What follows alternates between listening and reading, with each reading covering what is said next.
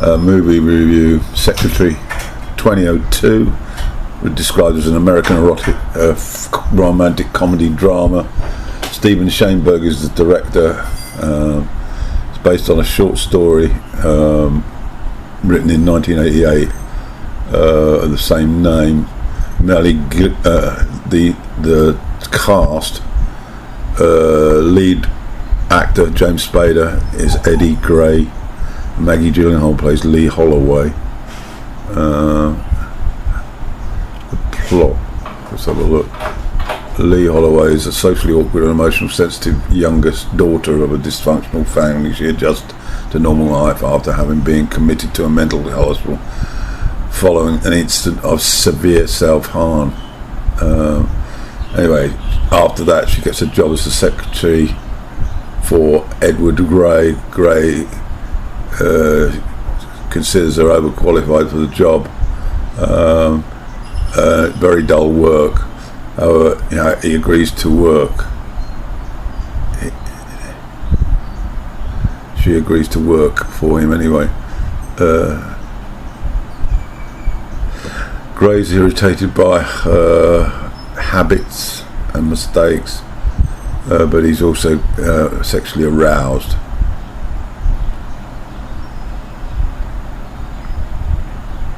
Right. The opening scene is a bit of a strange one. Gylanhaul is stretching her shoulder blades, and at the same time picking up paper documents on one of the shoes with her mouth and manoeuvring her hand to make tea. She's dressed, looks like, for work, and one suggests that possibly she's going into the office of Gray to indulge in some hanky-panky. And then we get the next frame 6 months earlier. We then switch to Lee being discharged from the mental institution. She's been at ease with the institutionalized routines and is somewhat wary and fearful of how life on the outside would be, and she appears to be quite timid and withdrawn, and we then see her at a sort of event after she's returned home, and she goes to a wedding, that's right, and she appears very timid there and lacking in any self-confidence.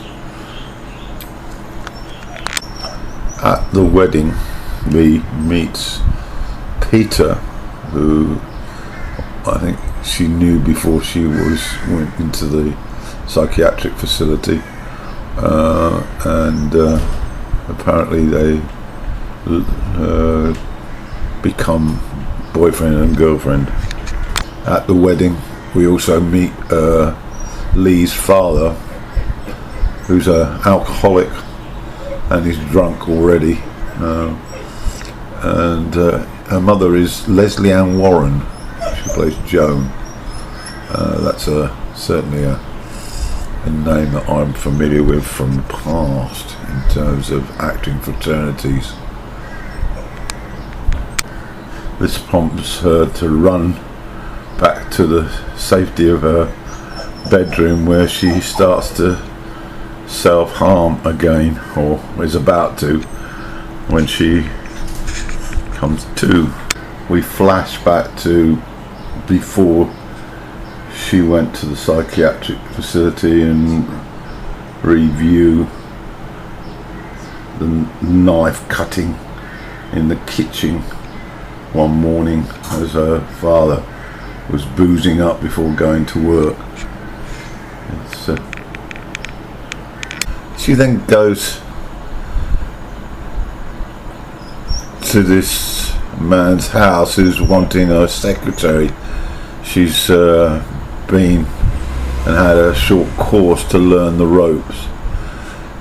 The film at this point it just seems to be developing a character that's completely dysfunctional, and then we meet Spader's character Gray, who immediately appears as a rather sort of a manic sort of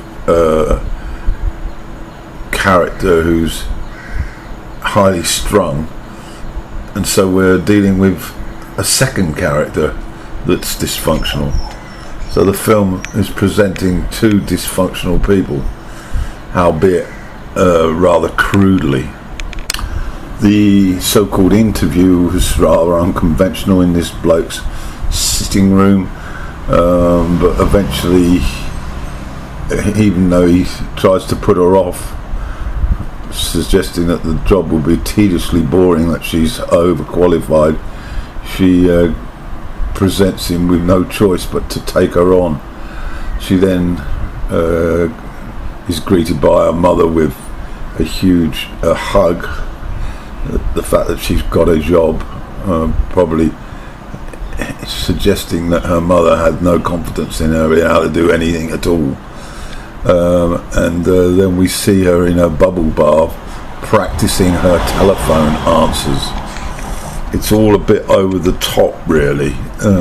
These two characters, which one, well, not just the two, but the mother and father, where they're all being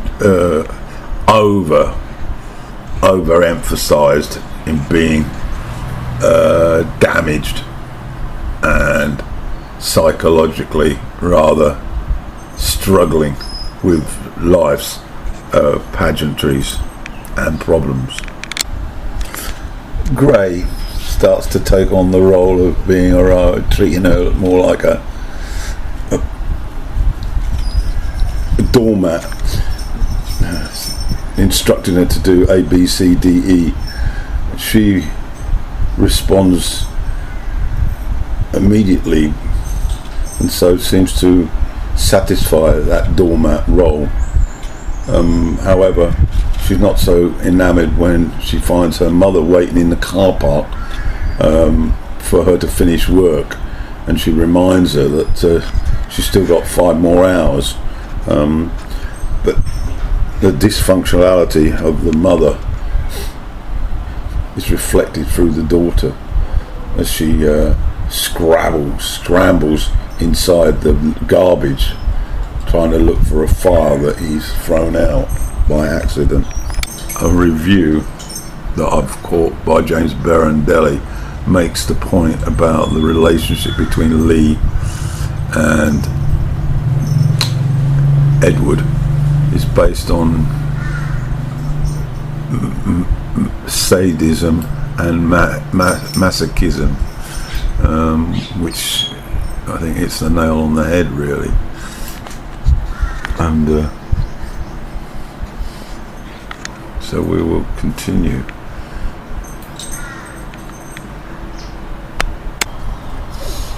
Edward has a visit from his ex-girlfriend stroke wife, who are obviously involved in some sort of separation, and Tricia displays all the hallmarks of a woman who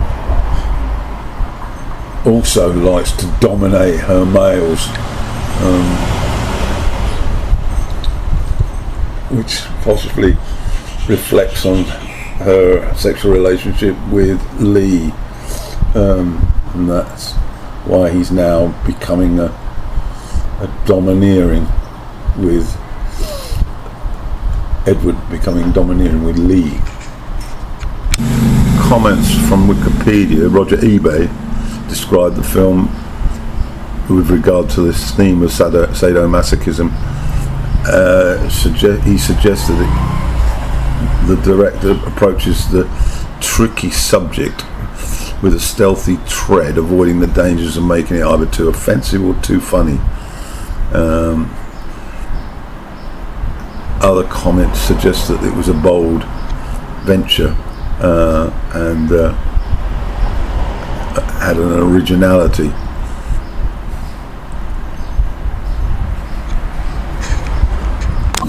an example of some of the kooky scenes in here. Lee is out with Peter, who's become a boyfriend, and they're in a dry cleaners, and their conversation gets round to talking about men's testicles. At the same time, Gray arrives and does a bit of voyeurism from distance, not wanting to be seen. It's a reflection of how cooky this film is. Another amusing scene is when Gray forces Lee to do a simulated phone call response when the phone hasn't rang, to try and be more professional, but it's got a lot of amusing takes on it, as he wants to dominate. Gray takes on the role of sort of therapist stroke parent,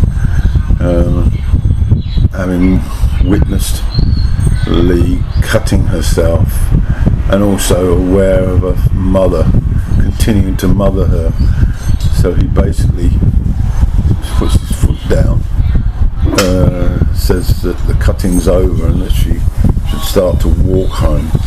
This gives Lee the permission to take risks, which is and become our own person. Further secretarial errors in typing letters that eventually leads to a spanking delivered by Gray, which of course Lee loves. Gylanhaul is very good as the girl Lee, and we see her getting so aroused with her thoughts focused on the spanking, the thoughts of him domineering her, or to the point where she gets so wrapped up she's masturbating with haste. Gray finds he can't live with the pain of his sadistic streaks, and he eventually calls her into the office and fires her to ease his own pain. Of course, she has already fallen for him and the way he behaves with her, so she's devastated. Lee's life goes through a topsy-turvy stage before she realises that she wants her man. The movie then leads on to some profound philosophical statements by symbolic and important people in her life, talking about the purpose of life and how one should at all times refer to reality, being yourself. It's an intriguing movie. I can't say that I particularly enjoyed it though. It's too odd. For those of you waiting for the raunchy stuff in this movie, well, it's at the end. It's pleasantly presented. There is some nudity. There is a sexual act, but it's all very, very tasteful, and it normalises really what was a particularly odd movie.